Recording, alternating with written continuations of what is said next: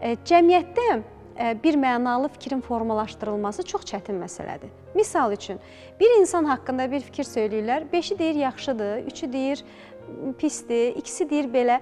Yəni, amma elə insanlar var ki, onlar haqqında bir mənalı çox yaxşı insandır, bir mənalı əksidir deyə bilirlər.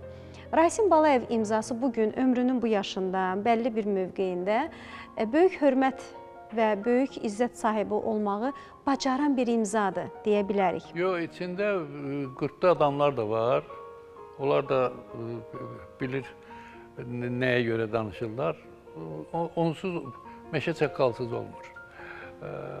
Olur, amma mən demirəm, səhvi olan insanlar çoxdur, mənim də səhvlərim var. Səhvi olmayan bir Allahdır. İdeal bir insan olmur ki, hər şey olsun. Özünüzə bağışlamadığınız səhviniz hansı səhv? Çox şükür ki, elə bir səhv eləməmişəm. Olub səhvlərim.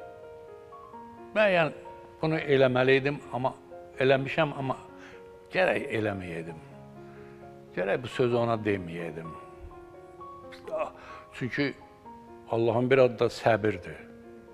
Səbirli adam, o Əli əleyhissalamın bir sözü var, deyir ki, ən güclü adam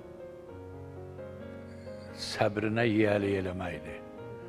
O ki, o əsəbi vaxtı gəlir ki, onu ki,